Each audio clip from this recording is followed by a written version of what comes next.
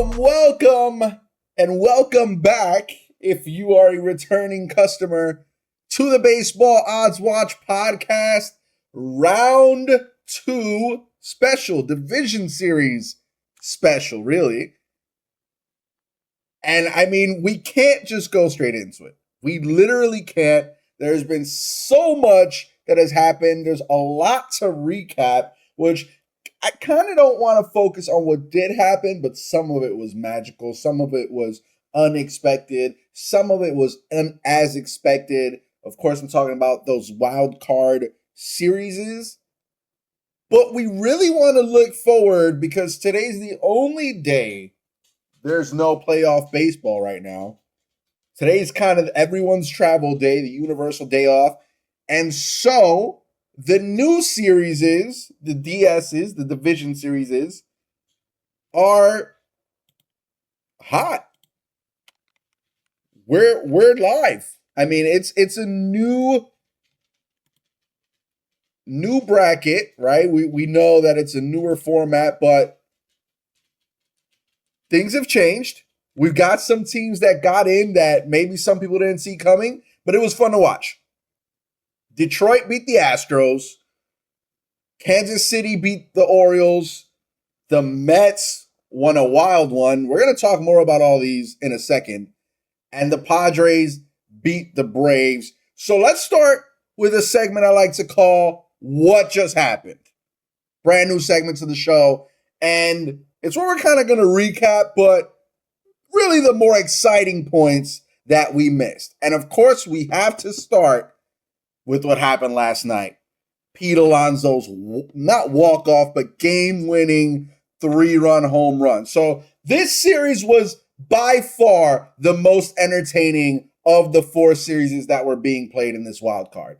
I didn't know what to expect out of this series because when you looked at it matchup-wise, they were pretty evenly matched. The Brewers were favorites only because the Brewers were a division clinching team and they'd clinched pretty early and they had a really good record. But when you compare them lineup to lineup, pitching staff to pitching staff, the holes were kind of the same and the strengths were kind of the same. Both teams had an elite shortstop. The Brewers had probably the best year of Willy Adames' career. The Mets had the best year of Francisco Lindor's career. They both had really good young catchers. Francisco Alvarez going up against William Contreras. And then William Contreras gets hurt and he can't play in game 3.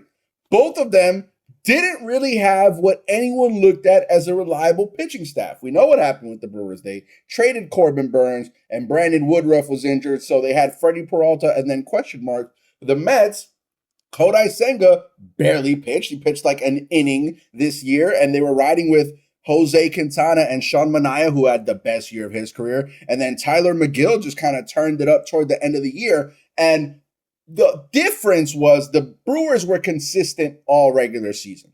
They were winners. The Mets weren't. They were up, down, up, down. Then Grimace came, and then they were down. And then it was, oh my God, and then they were down. But I said toward the end of the year, almost every episode of this podcast, that this was going to be the year that the Mets beat the Braves to get in, and they did. The Braves had no chance. No chance. And then the game gets played, the first game, and I'm like, all right, maybe Carlos Mendoza should just focus on game 2. And then they have a 5-run inning, and they beat the Braves. And I'm like, oh, that's it. The thing that changes is momentum. When you have momentum in baseball, you can do almost anything. So then they go to Milwaukee.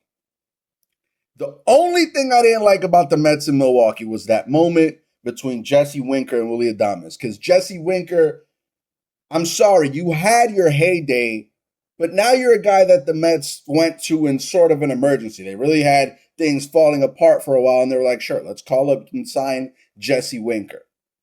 Willy Adames is an MVP candidate, and you get a big hit. I get it. I get the energy. I get the excitement, but why do you got to say anything to Willy Adames? If anybody on the Brewers deserves to be chirped at in any moment, it's Rhys Hoskins. And you didn't. Sure, you got the last laugh because you won. But that was the only thing I didn't like. Chirp at Rhys. Don't chirp at Willy. He didn't do anything to you. He's just playing the game. But regardless, it's a 1-1 series. The Mets are down to their last inning. Pete Alonso's on a contract year. In the offseason, I said Pete Alonso's going to have a big year. Him and Bregman were the two big names that this is their last year in the contract. Them two and Juan Soto, and they're going to have great years. And then Pete Alonso didn't have a good year, kind of even remotely, for the Mets. And then he's the guy with the bat in his hand in the biggest moment of the year so far. Now, I saw the John Boy breakdown where the coach during the pitching, the mound visit goes to him and it looks like he mouths changeup. And so there's this idea that maybe Devin Williams was tipping pitches and the Mets picked up on it. And if that's the case, even better. If that's the case and you're a Mets fan and you have a coaching staff that's picking up on minor things like a pitch tip that's so subtle that the naked eye won't see it, but you guys are, and you're passing it to your players in big moments, and then they come through, you got to be excited going forward. Because that means your coaching staff is really locked in.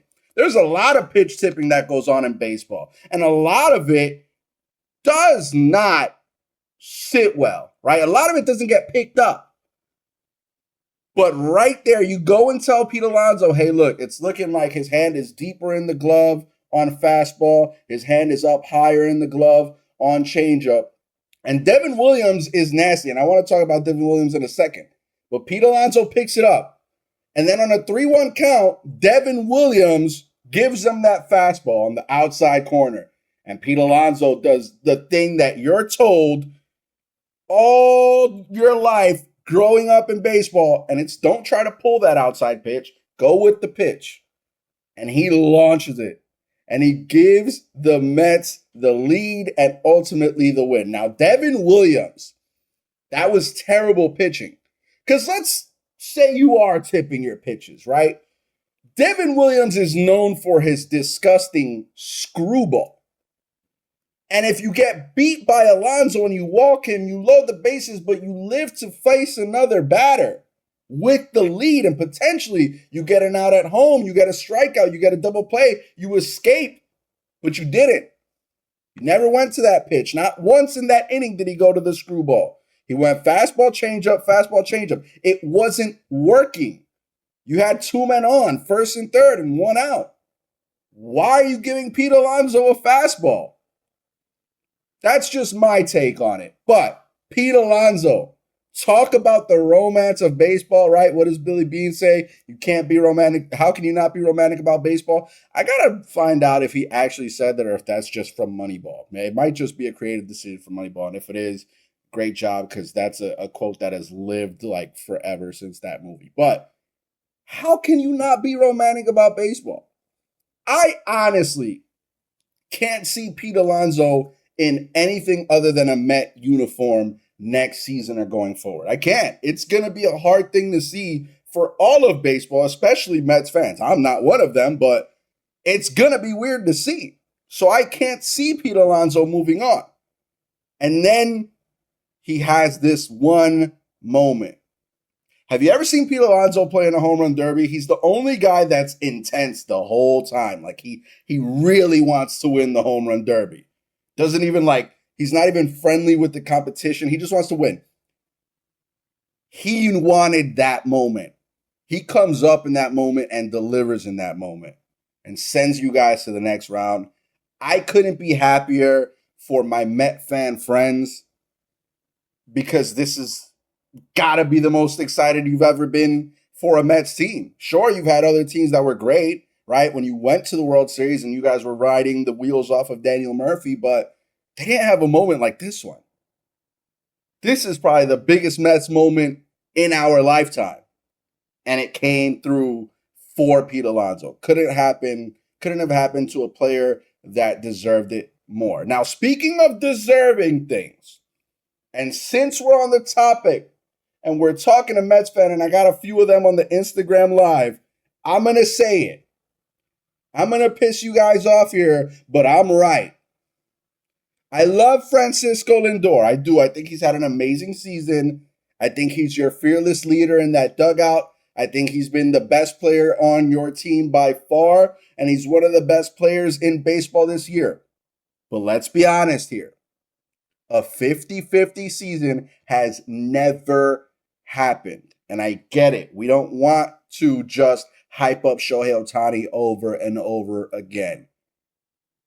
But he's the MVP of the National League. We got to stop with, oh, you're the real MVP. This is the one that should be MVP, Francisco Lindor. I'm sorry. I get the argument. Ohtani's not playing defense or pitching. I get it. But the reality is Lindor's glove something that you can equate to the difference between Lindor's offensive season and Ohtani's 50-50 plus season? I think the answer is an easy no. Right? If we were saying Lindor's gonna do all this at the plate and also win a gold glove, then I'd be like, hey, maybe we should be talking about Lindor for MVP here. But a 50-50 season and not winning MVP would be a tragedy. We didn't give David Ortiz the MVP for years. Edgar Martinez never won an MVP. This is the most prolific season that a designated hitter has ever had, in my opinion. So let's not play this game anymore. Ohtani's your MVP. So, and yes, Jerry, almost 50-50 season. The hottest team in baseball is the Philadelphia Phillies. In baseball, Phillies have no shot. The hottest team in baseball is not the Mets. We're going to get to that in a second. Actually, let's get to it now. The hottest team in baseball are the Detroit Tigers. What do? They go to the Astros. They go down to Houston. Also in our What Just Happened segment. Go down to Houston, who are heavy favorites. AJ Hinch back in Houston for the first time. The Tigers, 9-1 to end the season. Literally, hottest team in baseball. And they sweep the Astros. They don't just beat the Astros. They sweep them. This will be the first ALCS in 8 years that the Houston Astros won't be playing in. And it's because of the red-hot Detroit Tigers. They are 11-1 in their last 12 games. And here's the weirdest part about it is it seems like they have no idea what they're doing. And what I mean by that is we know Tarik Skubal is our AL Cy Young winner this season. We know this. Once you get past him and it comes to managing the pitching, AJ Hinch has said it himself, they're just going to throw people in there. And it even happens with their lineup. You'll see a guy go out there, go 2 for 2, and then they'll play the matchup and he gets subbed out. Red hot doesn't even begin to describe it. This is a team that's bought in and believes in themselves. They were underdogs all the way through. They not only made it, but they won. And now they're going to go and play the Guardians. Also, what just happened? Kyle Higashioka, speaking of hot, is the hottest hitter in the postseason right now. Maybe he's not. Maybe statistically he doesn't have as many hits, but he's got a home run in each of his first 2 postseason games.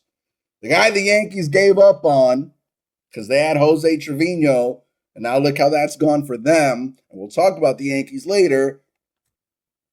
2 home runs in 2 games as the Padres eliminate easily the Braves. And honestly, who didn't think the Padres were going to win this series? We all knew. I've been saying it for a while. The Padres are the most complete team in this postseason. So,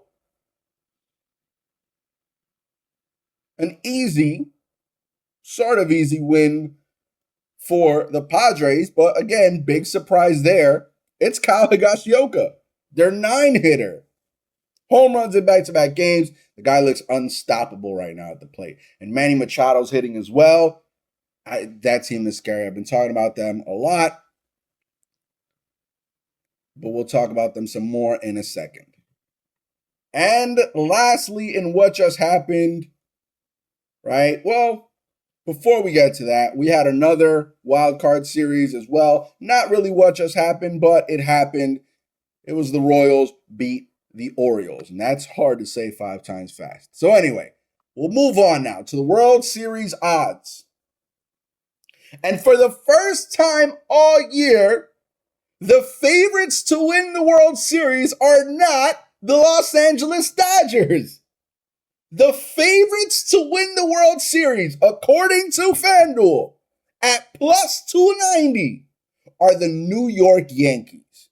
I'm a Yankee fan, and I'm going to straight up say I disagree. I don't see that at all. I hope, in my heart of hearts, the Yankees are the world champions this year, but I don't see them as the favorites. Now, the second favorites are the Los Angeles Dodgers at plus 350. The third favorites are the Philadelphia Phillies at plus 370. Again, look, I can get behind this top 3. I just can't necessarily get behind the order. The Padres, they're the fourth favorites. Plus 550. The Guardians at plus 1,000. The Mets and Tigers even for 6 and 7 at plus 1,200. And the worst favorites are the Royals at plus 1,400. I think if any team you're looking at them and saying, how are they kind of still alive? It's the Royals. So let's talk about the Royals, and let's really talk Royals Guardians, as this is the first series we'll talk about for this NLDS. Now, I think it's obvious the favorites to win this series between the Royals and the Yankees are the Yankees. Minus 205 to win that series. Royals plus 172 underdogs. I'm not sure what went wrong for the Orioles in the wild card series, but they could not hit. And that is why the Royals won. It's not that the Royals really out-hit them, because they were both low-scoring affairs. I want to say game 1 was like a 3-1 finish or 2-1 finish. I know game 2 was a 1-0 game. The Royals dominated them pitching-wise. Cole Ragans and Seth Lugo back-to-back. But neither team was really hitting. Now, I don't know who goes for the Royals in game 1. Do you go to Cole Ragans on short rest? It is the playoffs. Or are they going to go with Seth Lugo? But if you're not going to hit, especially against the Yankees, if you're not going to score, you've got a problem. Because the Yankees are a lineup first team. Now, the Yankees, their big weakness is their pitching as well. Once you get past Garrett Cole, things get questionable. The bullpen gets questionable. There's no real closer on that team.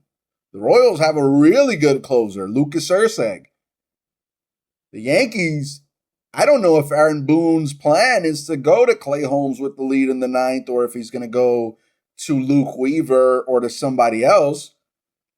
And now Nestor Cortez is hurt, so he's kind of out of things.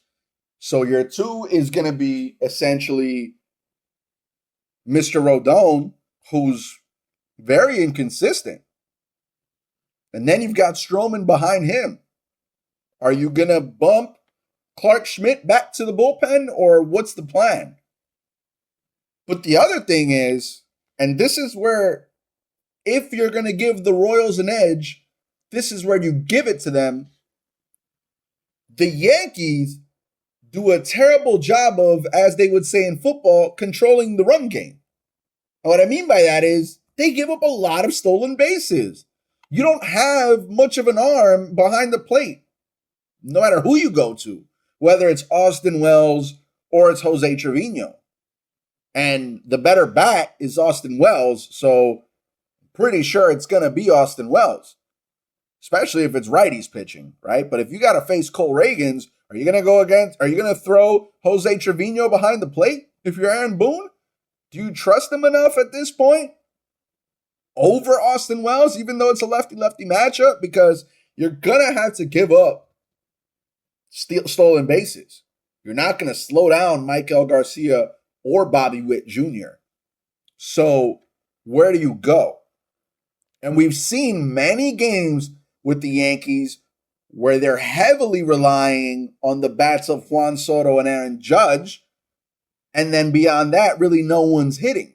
You can count on some speed for Jazz Chisholm and for Anthony Volpe, but if they're not getting on base, then it becomes a big crutch. They're just outs. Now, again, if the Royals are not hitting like they weren't hitting against the Orioles, you can win on death by 1,000 cuts. You can win with a solo home run from Aaron Judge and a solo home run for Juan Soto. I appreciate that. But if not, then you get shut down by this Royals pitching staff and they do what they did against the Orioles and score just enough. You've got a problem in the Bronx. And then you've got decisions to make about Aaron Boone and Brian Cashman and if Juan Soto, if you're going to re-sign him. But that's for the future. So, plus 170, $200 are the Royals, minus 205 favorites are the Yankees. Moving on to the other ALDS series between the Tigers and the Guardians. I'm going to say something here. The Tigers are plus 108 slight underdogs against the Guardians, who are minus 130 favorites to win this series. Now, what I can see and what I can say is if the Guardians are going to learn anything from this series between the Tigers and the Astros, I'd learn it from the Brewers and Mets series too. Do not sleep on the power of momentum. This is a blazing hot team. 12-1 or 11-1 the last 12 games is insane. 2 of those being playoff games on the road. And they start the season, or they start this series, on the road in Cleveland. So, what does that mean for you if you're Cleveland? Look, we know your bullpen can be very good. You've got the best closer in Emmanuel Clase. You've got a great lineup. You do. But are you ready for AJ Hinch? Because he has been the difference maker. Usually when it comes to managers, there's not much other than rallying the troops. But AJ Hinch is not that. AJ Hinch is a decision maker, a button pusher. And that's how the Tigers play. And that's going to get real confusing when the Guardians had to play and you got to play against 5, 6, 7 different pitchers in the same game while trying to battle back. Now, obviously, the biggest strength for the Guardians is that lineup. You have one of the best switch hitters of all time in Jose Ramirez. You got a great power hitter in Josh Naylor. You've got Jhonkensy Noel, who, if he gets a hold of a ball, boy, is it going to fly. But are the odds in your favor here? They're very slight. You're the lowest rated favorite of the 4 favorites for each series, and the Tigers are the highest underdog at plus 108. So Vegas is saying it's maybe going to be the Guardians. And I look at that series and I say, it's maybe going to be the Tigers. I don't know what's gotten into them. I said it earlier in the year, there was a different roster, that I felt like the Tigers were a playoff team. And then they kind of sold at the deadline, and now here they are. So they're pushing boundaries, but AJ Hinch has been able to manage wins consistently. And it seems like he's not looking series to series. It seems like he's just trying to win today, win today, win today. And you can do that all the way into the World Series. But what happens when 1 or 2 of those cogs in your bullpen machine don't work? When is Tarek School pitching? Because sure, we can pretty much guarantee you a win if he's on. But outside of that, it worked. The AJ Hinch bullpen strategy worked in a 3-game series. Is it going to work in a 5-game series, though? Because that's a big question. You have a lot of young talent, Riley Green, Parker Meadows, which Parker Meadows delivered. He hit a home run in game 2. So not much other than management for the Tigers. But don't sleep on momentum, because this team willed their way into the playoffs and they know they can win. And they're just going to keep rolling. AJ Hinch gave probably the best speech ever when they clinched. I'd run through a wall for AJ Hinch. Cheating scandal aside, I'd run through a wall for AJ Hinch. Moving on to the Padres-Dodgers. This is going to be electric. This is going to be probably the best series to watch out of all 4. Because the Padres are plus 114 underdogs, and the Dodgers are minus 134 favorites. So the odds aren't crazy, but it's solid. I mean, they're established. You have an established favorite, an established underdog. But the Padres should not be underdogs. And I saw this on MLB Network, and I was shocked that the Padres are the underdogs in this series, because I don't know how. The Dodgers have the same problem that they had last year, and it's who's pitching today. And they're not, Dave Roberts is not AJ Hinch. Right? You can't manage the Dodgers the same way you manage the Tigers, because they're not the same organizations. There's a lot of money in that Dodgers rotation, in that Dodgers bullpen, in that Dodgers roster. You can't just pull guys in the 3rd inning, in the 4th inning. You can't do that. So you've got Yamamoto pitching for you. You've got Jack Flaherty pitching for you. Those are big names, but are they up for the job? Look, the Tigers made the playoffs without Jack Flaherty.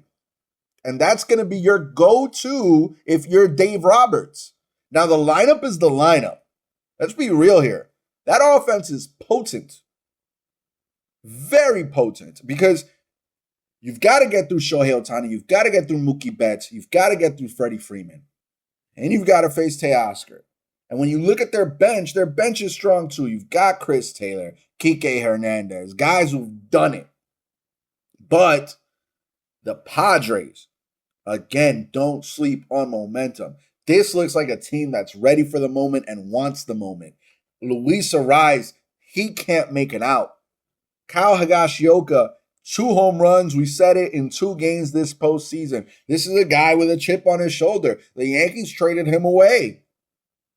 It's not that they were getting something. I mean, yes, it was the Juan Soto trade, but it'd been a long time coming in the eyes of Yankee fans. He's got a point to prove. Michael King looks like an ace. And you know who's probably going game 1 against the Dodgers? Dylan Cease, their actual ace. They saved him. He didn't even pitch. I mean, it's insane. And now you got to go through a lineup that's seen Fernando Tatis looking good in this postseason. Manny Machado's hitting well. Jackson Merrill, the rookie of the year. I think he should be rookie of the year. I get it. Paul Skeens was great, but Jackson Merrill helped his team get to the playoffs. That should be considered. This lineup is scary. And then we know what that back end of the rotation, or back end of the bullpen, looks like. You got Jason Adam. You got to get through Robert Suarez. I mean, the favorites here should be the Padres. So with that said, plus 114 underdog are the Padres. Do with that information as you will. Moving on to our final DS series between the Phillies and the Mets. And look, I'm going to say something. Again, Philadelphia, do not sleep on momentum.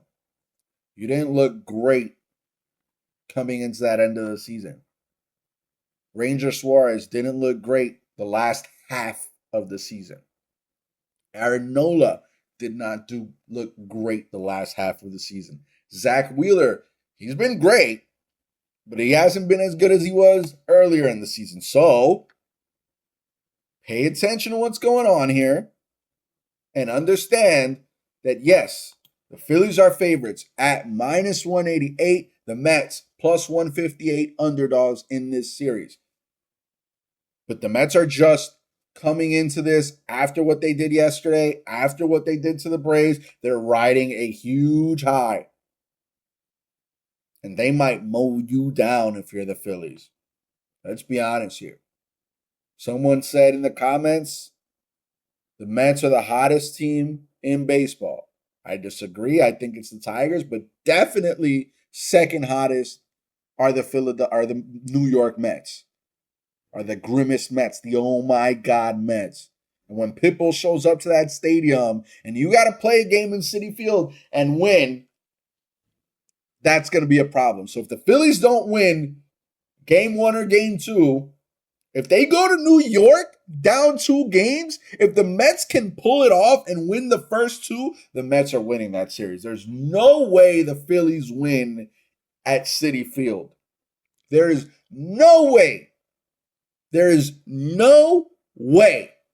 I got to look at the camera when I say this. There's absolutely no way that the Phillies beat the oh my God Mets at Citi Field in this series. I don't see that happening. So if you're the Mets, win 1 at Citizens Bank Park. Win 1. And likely your better option is game 2 because Aaron Nola will probably be pitching game 2 and Zach Wheeler's going game 1. Win game 2. Throw Sean Manaea game 1. Throw Tyler McGill game 2. And then bring back Severino for game 3 in New York. And I bet that plus 158 flips on its head. You've already shown New York Mets, the world, what you can do. The Phillies, you should be very afraid. Bryce Harper is a mental player. If he starts to struggle and Jesse Winker chirps him, that's who I want to be chirped. If I'm Carlos Mendoza, I pull Jesse Winker aside, not near anybody, I say, hey, listen, come here. I want you to chirp Bryce Harper the second you get on first base or you're running by first base. The second you put a ball in play, I want you in Bryce Harper's ear. That's the point. That's the weak point mentally right there in that Phillies dugout. And it's not that it's a weak point. It's that when he's mad, it could pay off for the Phillies. You could piss off Bryce Harper and he hits 4 home runs in a series or 2 in the same game and stares you down. Just ask Orlando Arcia. But it could not. Bryce Harper is a guy that takes Adderall. I heard that on a podcast somewhere. That's who you want. You want Aaron Nola. If you're the Mets, take that second game against Aaron Nola. Because if Zach Wheeler locks in, and you'll know right away if he is, and he probably will be, you stand no chance. But if you can win 1 game, just 1, at Citizens Bank Park, they're not beating you at Citi Field. They're not. So, that's what I like for this postseason, or that's what I have to say about this postseason. Terry Francona, I think we mentioned it earlier. He got hired by the Reds. If I didn't, I want to talk a little more about that, and that's my final thoughts because we're looking forward now a little bit. That's such a good move for the Reds. They have a young and talented roster. They have a roster that underperformed this year, and I think that Terry Francona, the winner that he is, took the Red Sox to a championship, took the Guardians or the Indians then to a World Series, couldn't win it, but he knows how to manage those kinds of ball clubs, and he's coming out of retirement to manage this Reds team. I think if you're on the Reds or you're a Reds fan or you're looking at the Reds, that is a very, very positive outlook going forward for that team, and expect to see them in that World Series very soon. I think this might be the start of the return of the Big Red Machine, and they're doing it in the name of Pete Rose. Listen, guys, playoffs start again tomorrow, Saturday. Be safe, be careful, watch some baseball, win some baseball. I love you guys. Thank you guys for tuning in, and I will see you sometime next week.